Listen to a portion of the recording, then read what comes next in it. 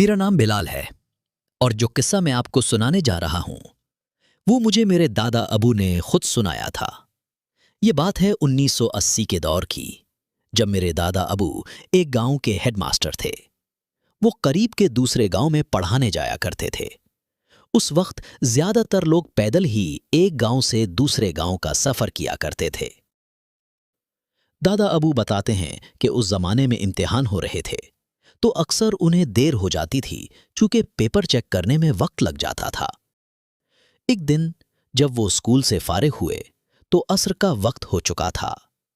घर का राशन भी खत्म हो चुका था, तो उन्होंने सोचा कि बाजार से कुछ सौदा सलिफ लेते चलें। चीनी, घी, आटा और चंद और चीजें खरीदें और सब कुछ अपने सर पर उठाकर पैदल घर की तरफ रवाना हो गए।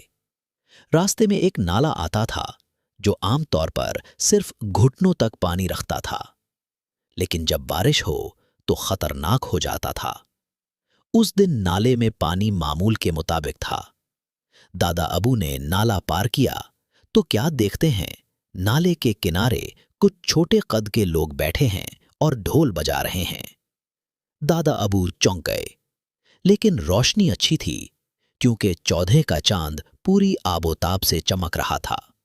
सब कुछ साफ साफ नजर आ रहा था। दादा अबू कहते हैं, मुझे फौरन शक हुआ कि ये आम इंसान नहीं हैं, शायद कोई और मखलूक है, लेकिन मैं डरता नहीं था क्योंकि जिंदगी में पहले भी कई बार जिन भूतों से सामना हो चुका था। अचानक उनमें से एक ने दादा अबू को पहचान लिया। आओ मास्टर बाबर, आओ। और यूं दादा अबू जिन्नात की महफिल में शामिल हो गए। वो सब बौने जैसे लोग थे, शायद किसी की शादी की खुशी में ढोल बजा रहे थे, अपने ही तरीके से रस्में अदा कर रहे थे। कुछ वक्त गुजारने के बाद दादा अब्बू ने कहा, चलो अब मुझे निकलना चाहिए, घर वाले फिक्र कर रहे होंगे। लेकिन वो सब कहने लगे, मास्टर साहब खाना खा के जाइए। दादा अब्बू ने नरमी से इनकार किया, नहीं, मैं घर जाकर खा लूंगा। मगर उन्होंने जबरदस्ती एक शॉपर में खाना डाल दिया। ये लीजिए मास्टर जी, रास्ते में या घर जाकर खा लीजिएगा।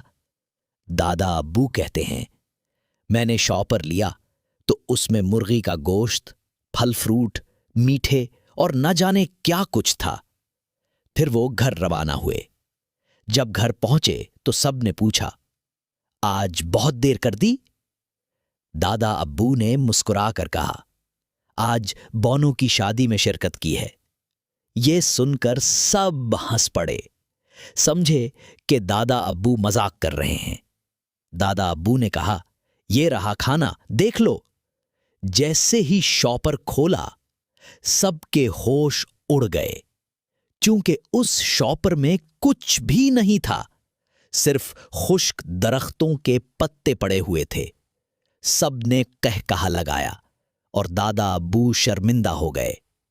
उस वक्त उन्हें अंदाजा हुआ, ये वही जिन्नात की महफिल थी, जिनका खाना नजर कुछ आता है मगर हकीकत में कुछ और होता है। दादा अब्बू आखिर में हंसते हुए बोले, बेटा वो दावत भी अजीब थी, ना पेट भरा ना यकीन आया, बस याद रह गई। क्या आपने कभी जिन्नात की कोई दावत या महफिल देखी है? अगर हां तो तबसरे में जरूर लिखिएगा।